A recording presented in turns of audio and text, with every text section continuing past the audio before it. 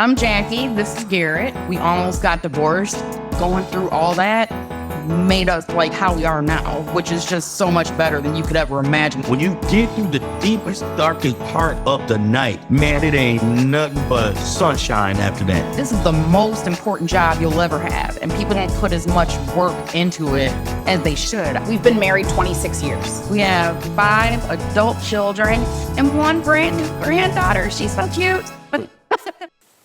All right. Season 2, episode 3. You got the title this month? Yes. Give it to us. I don't want to. I want you to give it to us. You got it, eh? Well, it's We Did It. We did it. We, as in we did Paris. Yes. Or for the people from there, Paris. I'm not sure that they say that. Well, that's what I say. Okay. But we're gonna get into it. One of the parts of being married is spending time together. And one of our favorite things to do is just discover new worlds around the globe. And last year we were fortunate enough to visit probably one of the most visited places on earth, which is Paris. And it was a pretty entertaining experience. One, we were grateful that we did. And we just kind of, as part of this Limitless Living, just show what it means, not what it means, but what it is to vacay and what it does for us and our relationships and our growing with people. And maybe this will help you find what it is you'd like to explore with your mate. Whenever we talk about our Paris vacation, the first thing that comes to mind is the intense pain I felt while we were there. We did a lot, and it wasn't, I don't want to say in a short amount of time, but we did everything I think possible to do. Like, I don't feel like we need to go back. I'd go back to relax. We didn't make it to my library. We didn't make it to the bibliothèque. Yeah. But we did everything else that anybody would ever dare to do in Paris. So, I mean, we squeezed in a lot. And it was like nonstop the whole time, I feel like. The only time we stopped is when we slept. And we did not sleep for long, so. No, we had places to be. I love a schedule. And things to do. We didn't really have a We schedule. didn't, And if but we did, had we broke like it. a list to like check off like places that we had planned on going. But when I hear Paris, it's totally different now. When I hear the word, it's totally different than when I had originally thought of it. But good, because we got to experience the real Paris. And so whenever I think of it, I think of like the experiences we had over that time, the good times, the painful times. They were plentiful. Yeah, the laughs. It's a great city. It's a large city. And so that's kind of first and foremost is the experiences, and then how it was different than what I imagined this most romantic place in the world to be. So before we went to Paris, a friend of mine made a recommendation that we watch a TV show Emily. that was set in Paris, Emily in Paris. So we started watching that, and I should probably just finish it because I never commit to anything. I think she's in another city now. I think she is no longer in Paris, actually. But it was very like high fashion. Everyone dressed up all the time, wearing heels. Everything's so glamorous and elegant. And not that those things weren't there, but it was very. And maybe you saw this a little bit in Emily in Paris. Like everywhere you went was like you were in the local bingo hall. Like there was everything was just smoke filled and like sidewalk eating, and I think so that they could fill the earth with smoke. They had to. They love their cigarettes, and I'm not mad at them for it, but it was literally everywhere you went. people kind of in a rush. It reminded me of Chicago or New York or like any American city. It's interesting to see the similarities between places that you've been locally and compare it to what you think something that far away would be like.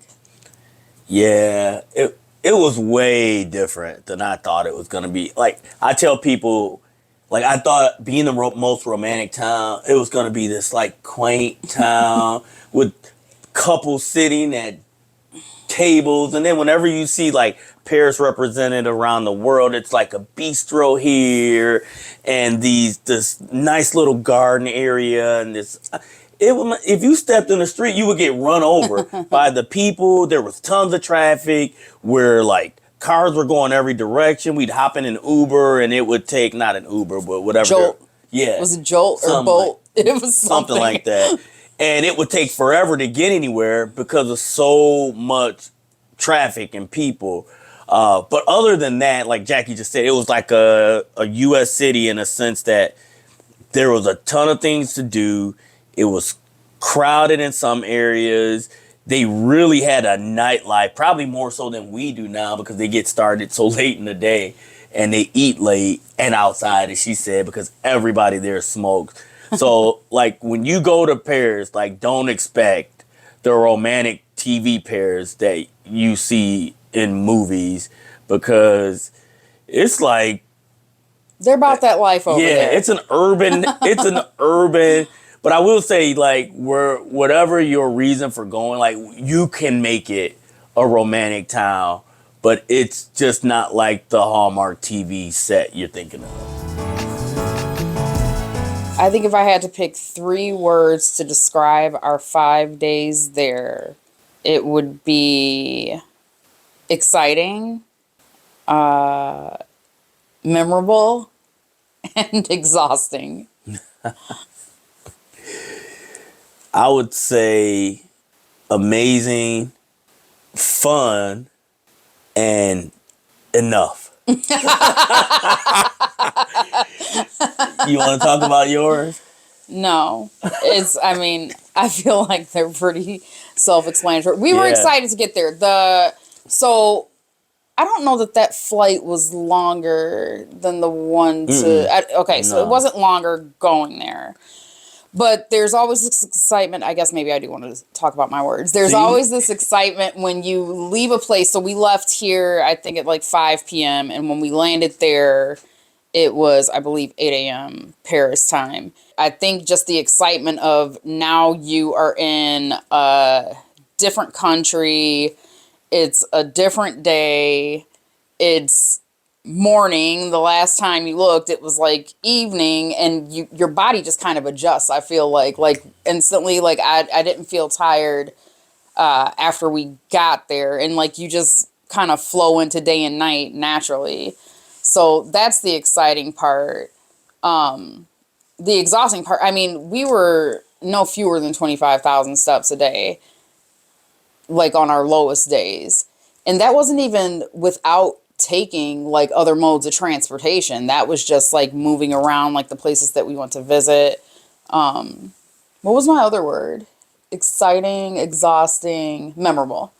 We typically go with what we call the Supreme Six, but there were 10 of us this time. So there were 2 other couples that joined us that we had met bits and pieces of these couples previous. So those are new friendships that were formed on that trip. And I look forward to spending time with them again in the future.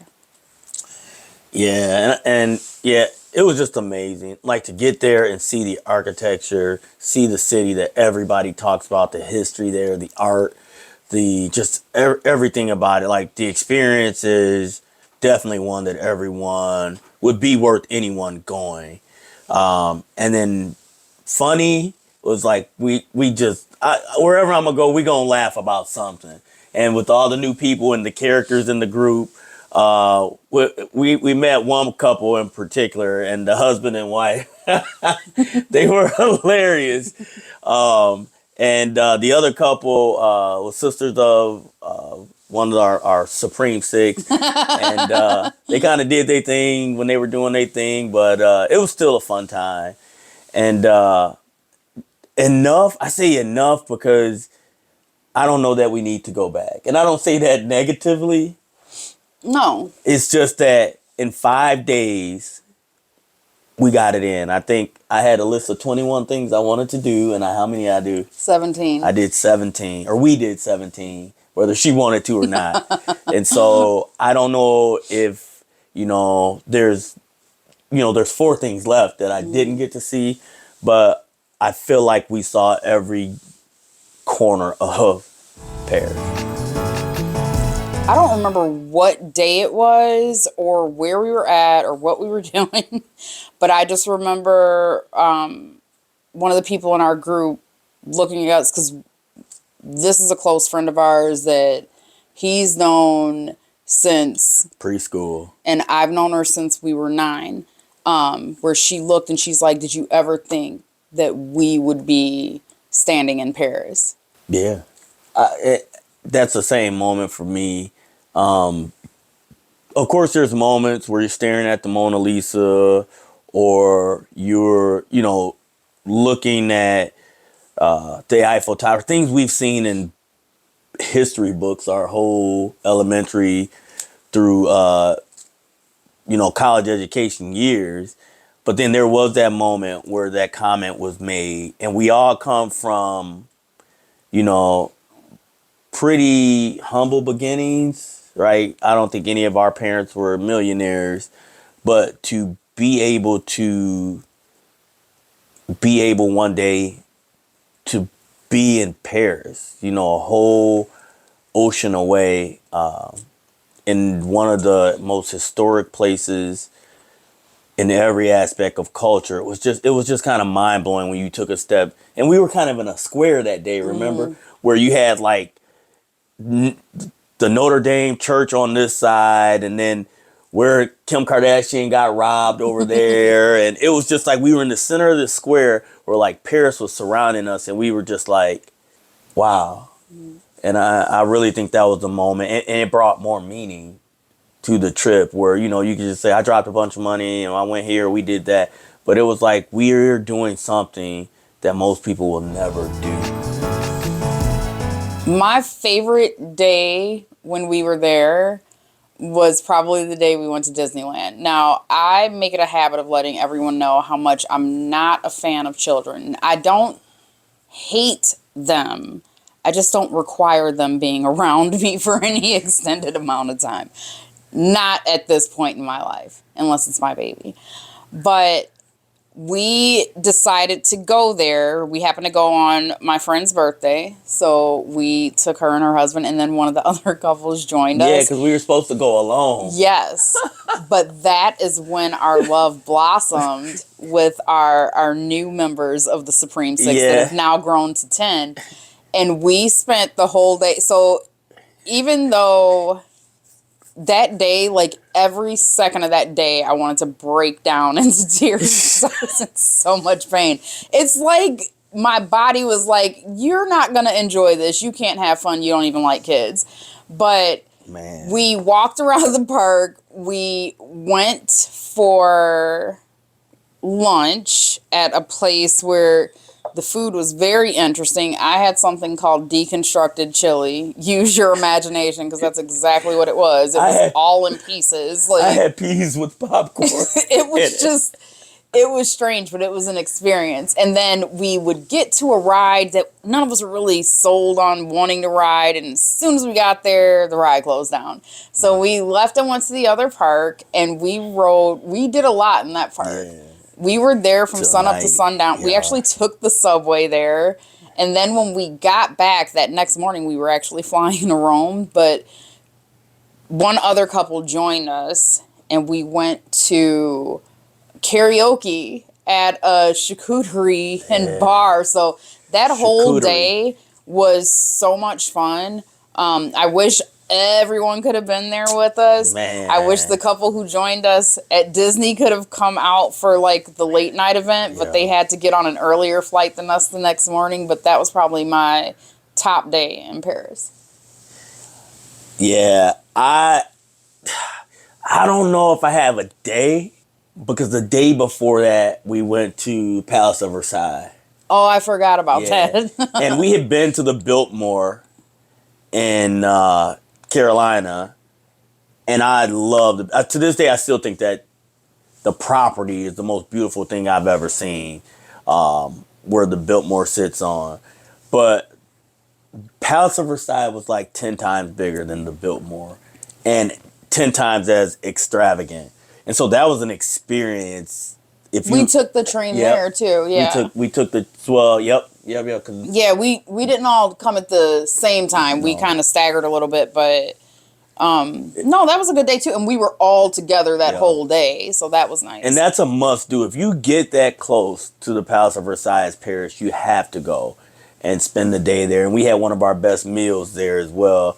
But I could go on and on about the Eiffel Tower. We went to this Petit Palace with all this art. We got to see a Claude Monet. And that's the other thing. Like, we vacation very different. So you might not want to see the museums or the different pieces of art. But then there's the Seine River cruise where you just ride the river and see all these historic, iconic places in Paris. There was a day we went and, stood in front of Notre Dame, and there's no way you're getting inside of it without a reservation because that line was as long as 10 eyes. But there was just a ton of things to do there, and it happened over a multiple span of days, and I don't regret a thing. I don't know that anything was really overhyped for me. Like, I don't know that anything ever is really overhyped for me because I'm not really attuned to what's going on out there in the world.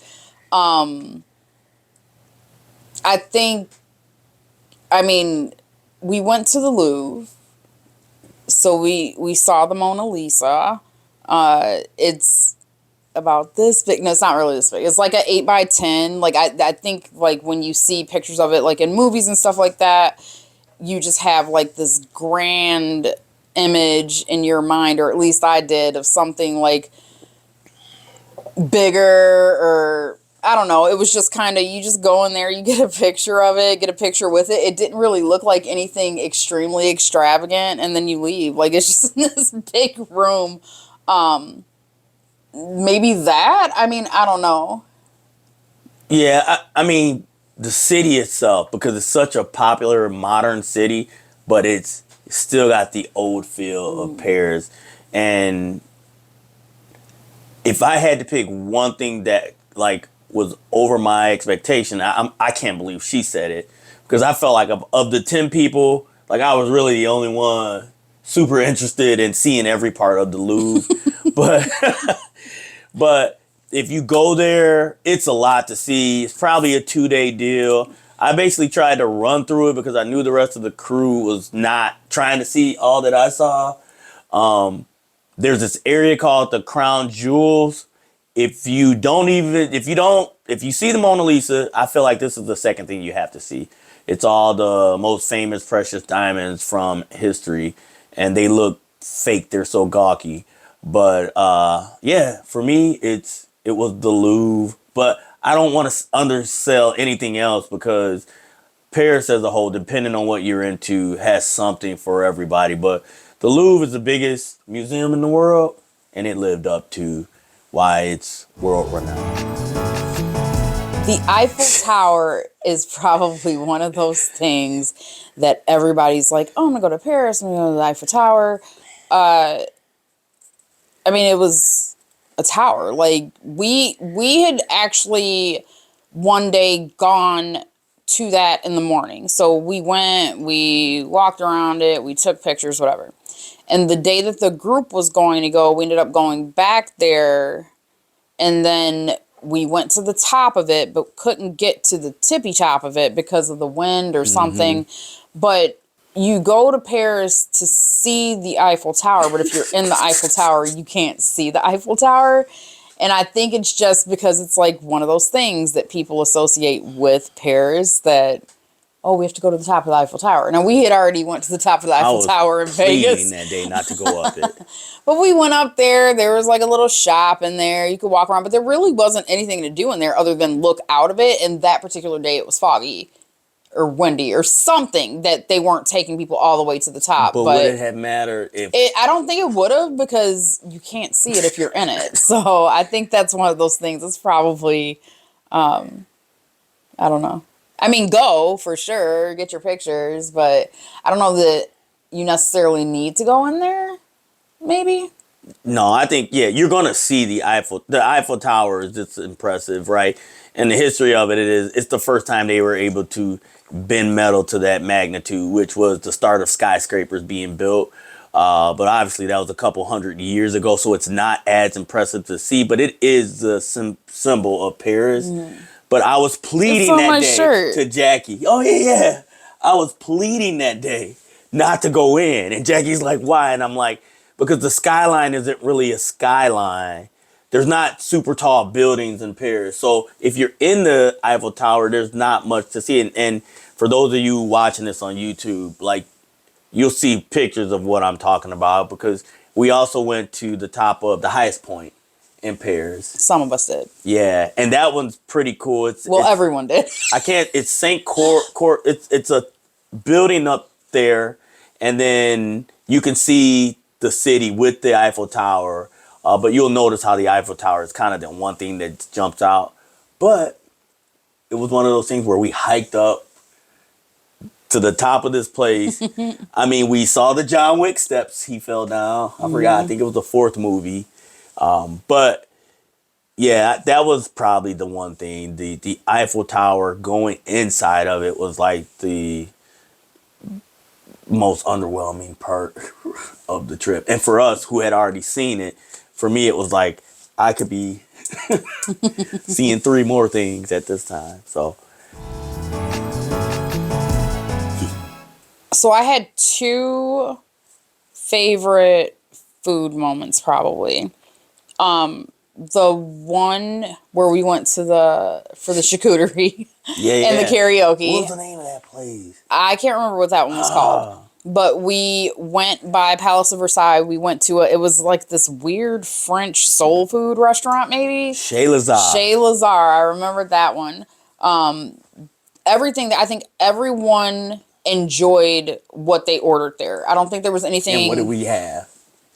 I had escargot, I remember, but I don't remember what else I ordered.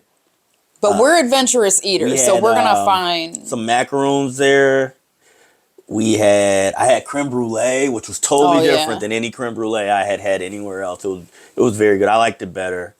But yeah, go ahead. But I think one of the girls, she had been wanting mussels. Yep. She got mussels there.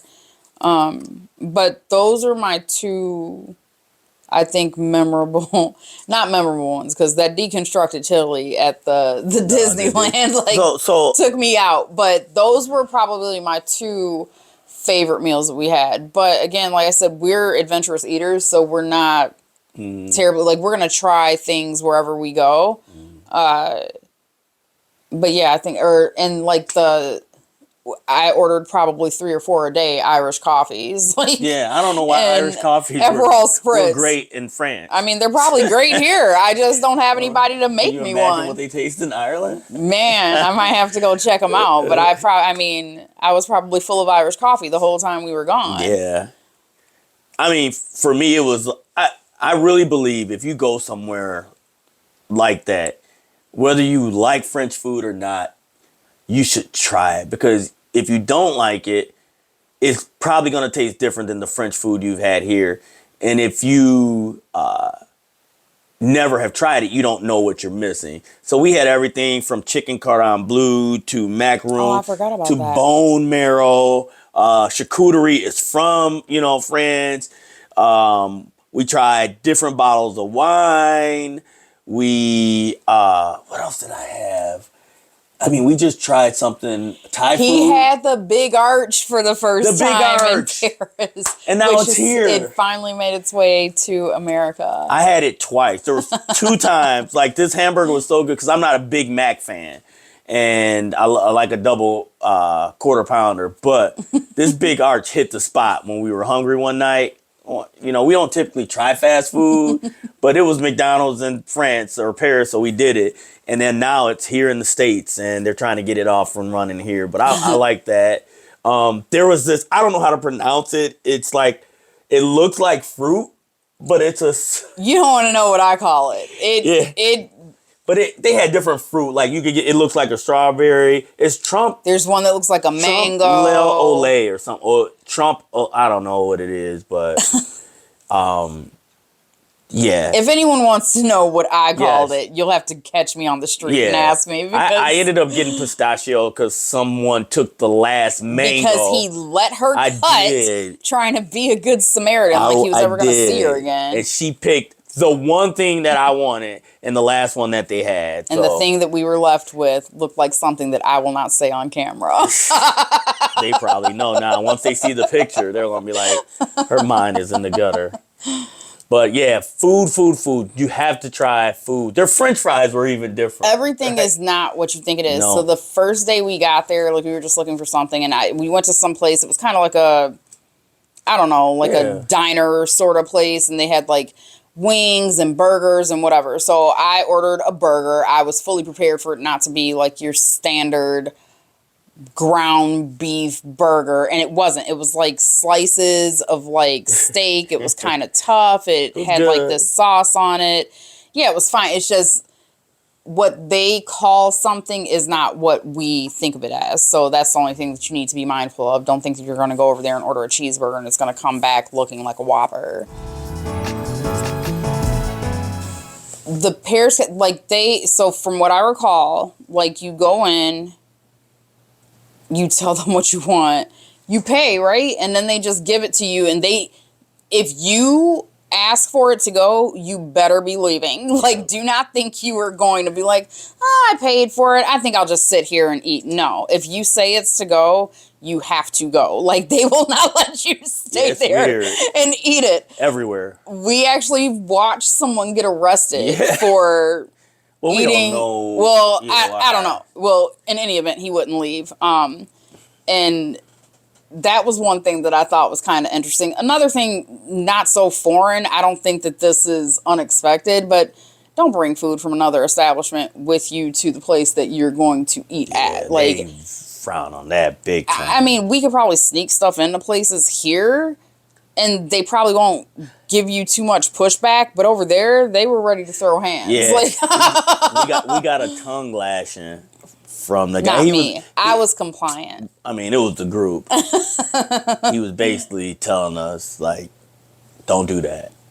But like Jackie said, you wouldn't do it here, but there they confronted you on it. They had time. Yep. You definitely have to try the croissants, all the baked goods. That's the big thing people say you got to do when you go to Paris is try any of their pastries. And even if you're not a pastry person, man, those pastries were fire. I'm not a big croissant person because they're like crusty and dusty and flaky, and I don't need all that. But inside, it's something they do with like the butter or something that makes them, they're really, really good. They're flaky, they're tasteful, and we were eating them every morning, right? Yeah. He wept on a street corner after tasting a one. Yeah, maybe we'll see that too. And I don't even like chocolate desserts. It was a chocolate croissant. And it was a chocolate croissant, and that's what I mean. Like, you have to get over there and try it to know how much different it is than the croissants we have over here. But yes, please go to a cafe, spend time at the cafe, have an Irish coffee, people watch. Yeah, just enjoy Paris. To me, that's the best place to enjoy Paris, and that's probably why you see it so much in film, is because that's the experience of, they're a slowed down culture and they like to sit and forever. Yeah, they are taking their time. It's a time, like sitting 2 and 3 hours at a restaurant is the norm over there. And so if you want to be part of them, get your croissant, your coffee, sit, watch, have conversations with the people you're with, and that is the Paris experience. So I remember a couple of people saying this was for sure the day of the Palace of Versailles. One of the people asked, when are we going to do something fun? And that was like our third full day there. That was four. Maybe. Yeah, that was the I don't know. fourth day. We had been there for a minute, and this person had not yet had any fun, apparently. So that was hysterical. What did he say? He said, I'm going to go back and tell people I was on a field trip. But it's all in your experience. Yeah. Yeah. Oh, man, a funny moment. There was so many. I would have to say us eating at the Walt Disney place where everybody's meal. And when you go look up reviews on Disneyland Paris, They didn't lie. they did not. They did not lie. They told you the food was not like Disney America. So we got there and it was comical. Some of the meals they had put together, and it was just, we laughed. I mean, it was pricey, so it wasn't too funny, but that was probably the only part of wasn't Disney even that I that. feel like was pricier than here. And Yes, it might not have. that's right. Everything else was fairly Cheap. inexpensive Yeah. there. Like, even to get in was inexpensive Yes. there. But And the train ride to get there. And the food part of it was just, it was something. I don't know. It was definitely something. But, you know, the things that go wrong are usually the things you laugh about the hardest on vacation. And so, yeah, I mean, there was this sweet wine. It was semi-sweet, my new BFF said. Semi-sweet. I am probably in a diabetic coma right now from that wine. We were passing it around, trying to get other folks to drink that sweet wine. Us staying up late at night, you know, in the room while Jackie's trying to go to sleep in the bed. Like, there was all kind of funny moments. They dogged me for my Paris. He was dressed like he was going for a job interview, like his second and final interview. It's Paris. What did I tell you guys about Paris? That's what they show you in the movies. It's Man. not real. So I was dressed for the people. If there's ever a question who between the two of us would handle a trip better when it comes to directions and crowds and patience, the answer is not me. Like, I can't read a map. I don't care to learn to read a map. I leave the hotel and I, without fail, every time, whatever hotel, wherever we are, will go the wrong direction first. Every day I leave the room. Like, I just have no sense of direction. The crowds, I don't think really bother me so much as they just kind of bug me. Like, if that makes sense. Like, some people are just too much. Like, I can't help but, like, hear people, like, and hear them talking, hear them complaining, hear them chewing, like, so that part of a crowd kind of is annoying. I don't know. I think I'm patient to a degree. Like, I don't like to waste time, and that's where I start to lose it. So, I mean, it's not me. It's not me. I would not handle it better than him, probably. Yeah, and I become sensitive to Jackie because, of course, like, she has bad knees that we're dealing with right now. And, like, there's things I would do if we're alone to make sure that her travel is less steps than, like, for instance, when we got lost in the subway. We were trapped underground. Yeah. So typically I would leave her where she's at and I would find a way out and then come back and get her. But we had all these people with different directions. And so it was like, you know, Jackie can't do that, right? Like, she's going to do it because no one knows the pain she's in. Not even me, but, and then the same thing happened when we were, I forgot to mention the Arc de Triomphe, when we went to see that. What happened there? So we went to the Louis Vuitton store first. And this, let me just pause for a second. The Arc de Triomphe, to me, was one of the coolest things to see because it's much larger in person. Yes. Than I you know, the remember. replica in Washington Square Park. Oh, because you have to go underground to get to it, I Yep. think. But it is on, like, if you're from Chicago or any, like, it is on their, like, Main Street, their Broadway, their Michigan Avenue, their Fifth Ave. Like, it is on their main strip. And on that strip is all the high-end stores. And that's when we ran into crowds, I think, for the first time. When we were walking the streets and we were looking for, what was it? The clothing store? Zara for men, Zara though. for men. Because for some reason, the whole store wasn't. It was just kids Combined? and women. It was just, and they told us to Zara. So there was a little bit of a language barrier. So there was some like extra steps, and I'm just like, Jackie, this is just not Jackie's speed. So it's just things like that. So I can read a map very well. I'm patient. Well, good for you. I don't mind crowds, but that's why we work. And so, but yeah, I love that area because it felt like it was like home. It felt like that street was. It was like. It was like people coming from everywhere, and we didn't go at a time. We went in the fall, so it's probably more crowded at different parts of the year. So a lot of we walked right up to the Mona Lisa and got a picture, and there was like really no times we had to really squeeze into anywhere or anything. But I just remember, I think it's called the Champ Elise or something, the name of that street. And it was just like a U.S., like the main part of the city. And it was kind of cool because I like that vibe of that. This trip made me I feel like every trip leaves me exhausted because we try to do so much when we go somewhere to make sure that we're not leaving anything unseen or undone that we would hope to do. Since it's such a far trip, it's not inexpensive. It's not something that you could just go, oh, I'll go again in a couple months. I think like it was adventurous. Like you're in a city you've never been in and you're catching like public transportation. You're in a city you've never been in and you're just trusting that these people are going to drop you off at the place that you're going to. Like you don't know anything. There's nothing familiar. And nothing to compare it to. Like, there's not like we are friends with several people who have been to this place and who can make recommendations. Couple of the people in the group had been previous, but that's part of what makes it kind of an adventure. Things that you haven't done before and haven't seen, how you're going to get there. But I don't think at any point during this trip was I like, ooh, I feel so romantic. Yeah. Like, I don't think I ever got that feeling. I don't know.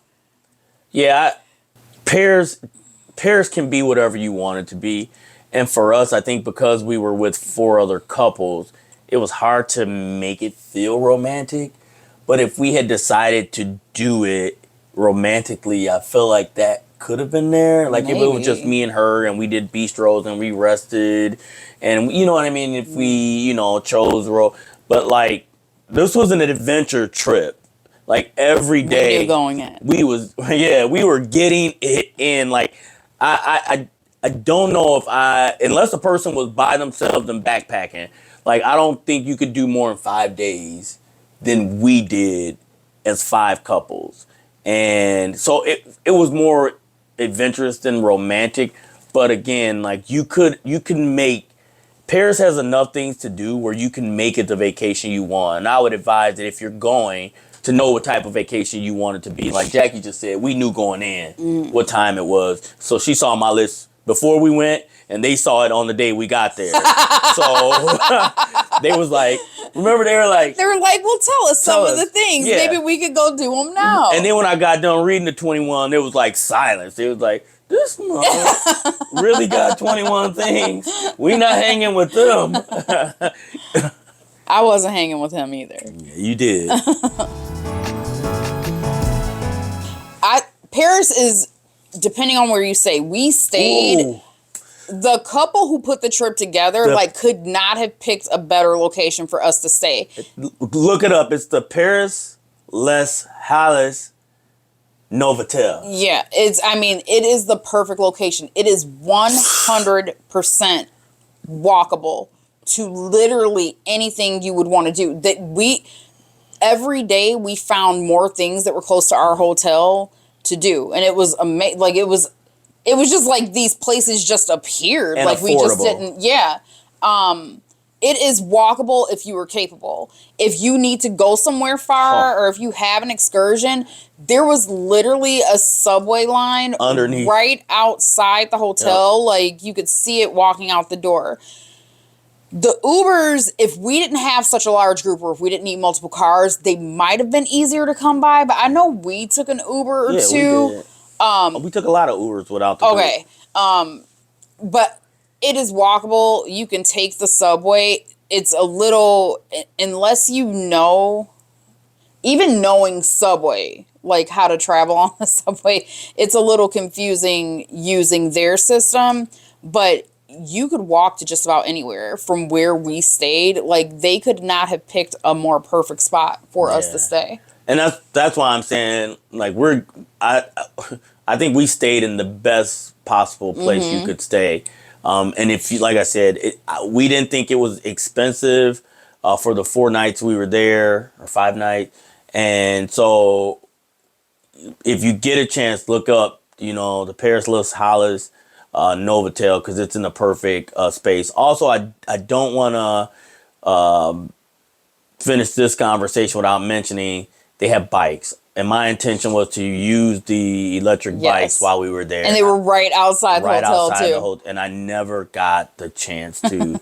But if I went back, I would definitely get around, see a lot more. But that was part of the dynamics of being with a bigger group and people having different plans. But yes, a lot of people use those bikes. They're everywhere in the city. But yes, transportation is all about where you choose to stay. So the more centralized you are, the better that's going to be. We had this weird pizza experience. That was there, right? Yeah, where you set yourself. There was so much confusion surrounding this pizza restaurant. So there was a restaurant. So things that people need to be aware of depending on the time of year that you go, a lot of the seating is outdoor seating. Yep. I think most of the places are smaller. They're a smaller footprint inside. They have a lot more outdoor seating, I feel like, for the smokers. Yeah. So they cater more to the outdoor seating. And when I tell you, these people did not care how cold it was, if it was raining, if it was windy. They didn't care what was going on outside in the elements. They were outside in these streets, on these chairs, with their coats, with their hats, with their scarves, with their cigarettes. Like, they did not care. But if you are from a warmer climate and your body constitution does not acclimate well to a cooler temp at night, you're going to want to sit inside. With a larger group, it's going to be hard to come by. And you just have to kind of prepare for that, I feel like.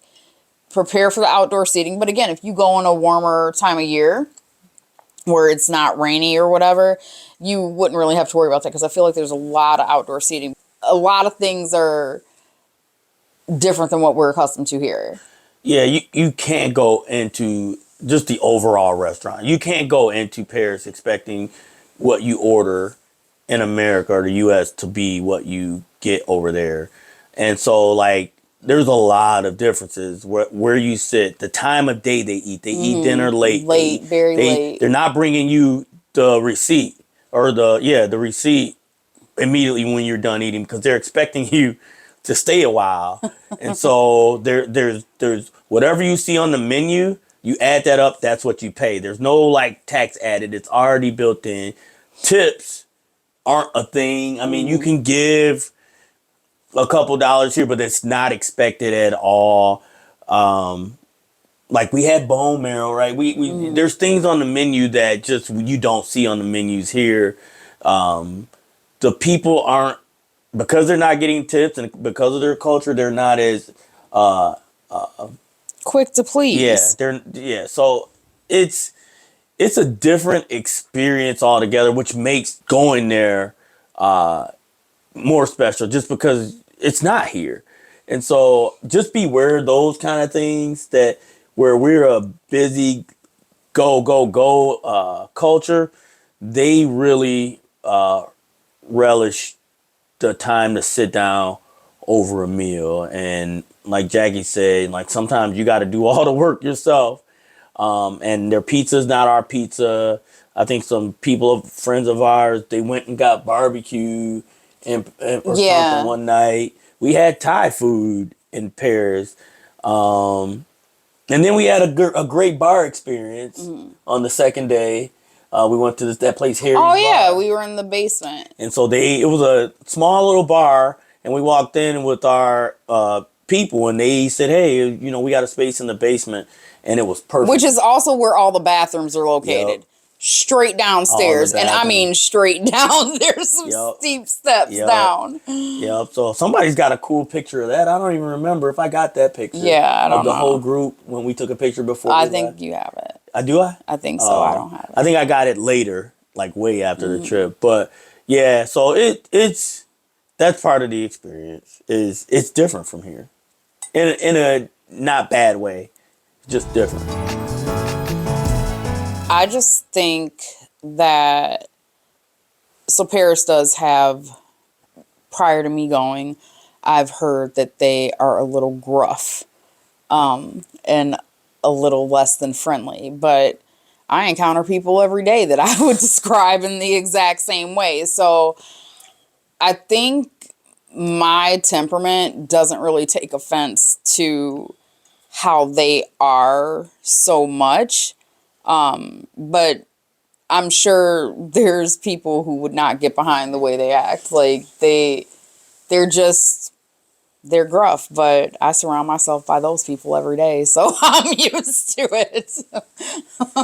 Yeah, it is different though. Yeah. It is like when you're in the States and you're in the South and everyone's like rainbows and puppies and happy and smiling. Here, like if I walk into your business, your place of work, and you're trying to when you come in, because they're trying to sell you a product, and so they're doing they could hate you, but they want you to buy what they have. Mm-hmm.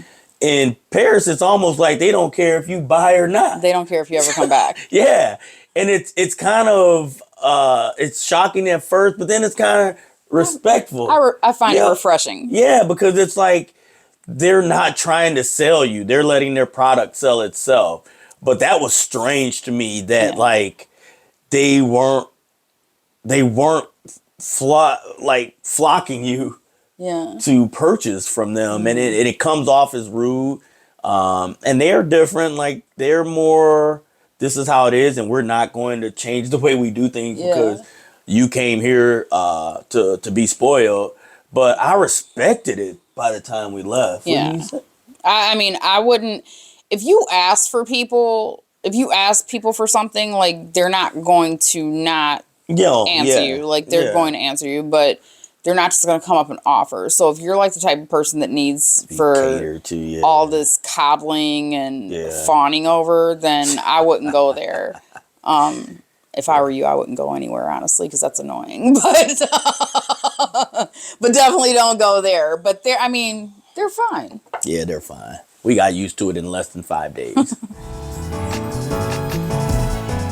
I don't know if there's any information that I could have received about Paris ahead of going that I would have found helpful. Like I don't feel like we struggled in any way. The only thing that I wish we knew, not before going, like I just wish we knew, is everything that was around the hotel that we stayed at. Like, I wish we weren't just like slowly discovering it as the days went on. Because I feel like, we probably maybe still wouldn't have had time to explore as much because we were out and gone for so much of the day. But I feel like I wish we would have known everything that was kind of like local to where we were staying. Because there was just so much that we didn't get to explore. But I don't even know if we had the time actually. But like I said, I don't know that anybody could have prepared me for Paris because I don't know that many people that have been, if any, aside from a couple of the people that were there with us this time. So I would say, and I know Jackie's gonna hate hearing this, but she kind of just said it without saying it a few seconds ago, is really know what you're going to do before you go and be realistic about what you can accomplish, because Paris is a huge city. And if you don't really know where things are in relation to where you are, like it's going to be a chore getting from point A to B to C to D. Because I felt like there was a lot of things we did that we were able to accomplish, but we didn't do them efficiently. Like the first day we were just, we got cafes, and then next thing you know, we were at the Galeries Lafayette, right? And then it was like, oh, this is a mall that's beautiful, and it's got this and that. And then, oh, there's the Eiffel Tower on the roof. And then it's like, well, what do we do now? Like, it was a lot of that to where I feel like it would have helped with our exhaustion, and maybe I would have got to see one or two more things if we had coordinated or scheduled things better. Because Paris is like a Chicago, a New York, and LA. It's just, there's a lot to see and do. So if you plan to see it, whether you're there 3, 4, or 5 days, be realistic about what you really want to see and carve that out with enough time, and kind of know where you're staying in relation to that. But like Jackie's spot on with about we were close to everything and really didn't know it. So that was kind of on us not to enjoy our location as much as we could have. There's a lot to see. And honestly, like if I didn't see any of the things, like I'm going to go with the group. Like it's not like I've studied up on Paris or have all this knowledge about it or have things that are on my bucket list to see. Like even the Eiffel Tower, like I feel like that's something that everybody feels like they need to see when they go. Maybe I should, when we're going to like faraway lands like that, research them a little more and decide things that I want to see. But I feel like unless I chose the place to go, I feel like if I chose it, then I would have a reason that I wanted to go there, and I would have things that I'd want to see. So I would have those on my list. But the one thing I wanted to do was the river cruise. I like a river cruise wherever we go. So I was not folding on that. Like I really wanted to do that, and we did do that. It was not the warmest it could have been outside. But it was still nice. Like that was something that I really wanted to do. But I didn't need to fill my day with things the whole day. Like I would have been fine going to 1 or 2 things a day and just like going around like where we stayed. Like I didn't have like a list of things that I wanted to accomplish when I was there.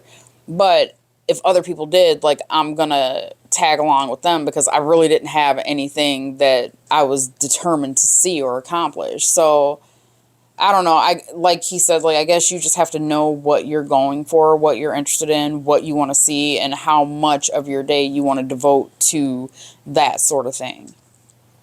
Yeah. And it's the bigger the group, the harder it is to get what you personally want to get done.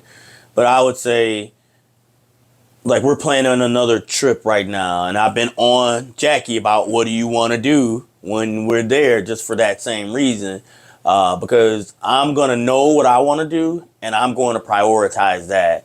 And so if that means Jackie has to stay and get a massage or do something, like I know what I'm traveling tens and 20 of hours to go see something in a place I may never come back, I'm going to prioritize what I want. I would tell that to anybody. If you're putting your hard-earned money into a trip to a place you may not ever go again, make sure you see what you need to see and make a list, prioritize it 1 through whatever, and then try to plot that out in the time you're there, because you can't just be like, we'll figure it out when we get there, and you get there and Paris runs you over, and you find out the Moulin Rouge is in Montmartre and it's all hilly places, and you know it's just you have to have an idea, or it's a wasted trip, and you may have to invest that same amount of money to go back and try to do those things. But prioritize, research, know what you enjoy, and try to do that in another city. If someone asked me if they should go to Paris, I think I would ask them, well, like, what sort of things are you interested in, I guess? Because if you're not interested in, like, art or architecture, Right. like, Maybe you need to go somewhere. Yeah, there's like not a whole lot there for you to see. Like, I'm not interested in art or architecture, but I'm interested in hanging with the group. So, I mean, Disneyland, like, I also didn't think I'd be interested in that, but I'm like, what's something else that we could try there that, we wouldn't be able to do here? I mean, not that we can't do Disney here, but can't do Disneyland Paris here. I mean, if it's shopping, like, people like to, like, shop there, that's fine too, but a lot of those same stores are also here. The difference with the shopping there is there's some sort of tax, like, refund you get depending on how you pay. Yeah. So if you've got the money to pay to fly there to shop, like, you'll get a break on the things that you buy for sure, and you'll get to see, like, something that you've never seen before, or experience things you've never experienced. But I mean, the best way to go, I mean, obviously, like, you're going to have to fly there, but I think the best way to travel around when you're there, honestly, it probably would be the bike, depending on where you stay. Like, if you stayed where we stayed, like, you 100% could probably bike everywhere. 100%. I mean, I wouldn't, because I don't ride a bike, but you could. And that would probably be the best way to get around. Yeah, I love this question, because if a couple came to us and asked that, like, what should we do in Paris? I think we would sit down and have a long, hard conversation with them, because Paris has been known for centuries as the mecca for art. It is the art, clothing, paintings, food, wherever there's kind of some self-expression, like, Paris is where people went to do, and to this day, it's like the capital of the world when it comes to those things. And not everybody's into that. Right? And so, like, you'd have to really ask yourself, is this a suitable place for me? Because if you just want a romantic vacation, maybe a resort somewhere in Santorini is probably more the speed. But Paris is about sightseeing and landmarks and, there's so much rich history in everything we do in our everyday lives that started in Paris, France. And if you're a beach goer, this is not that. And so we would really sit and say, hey, what type of travelers you are, and then we would talk to you about, like, yeah, you want to do this, and you probably want to only stay there for 2 or 3 days, or if you love art and history and sightseeing and landmarks and traveling on multiple transportations, hey, maybe you need a week instead of 5 days, so you can rate and pace it. But and that's why we're doing this podcast, because we want people to know, like, that once in a lifetime experience and how we enjoyed it. And it was probably more for me than for Jackie. Like, it was more my speed. And so next vacation, we'll have to do something more your speed, babe. We did it, right? Yeah, we did it. We did Paris. And hopefully, as these episodes go on, as we help to strengthen our relationship and our marriage, we'll continue to share, just not, the relational issues or things that come up, but also the way we spend time in celebrating the benefits of our labor. So we had a blast. I loved it. I'm glad we did it. And we're going to cherish it forever. So with that, we are Limitless Livin. Yes, we are. Limitless living without the G. Limitless living without the G.com. Or on any of your social media or podcast networks, you can find us. And with that, I think we're really out this time. We are. We see you next time. We are Limitless Livin. Remember, in marriage, you can live, love, and laugh limitlessly.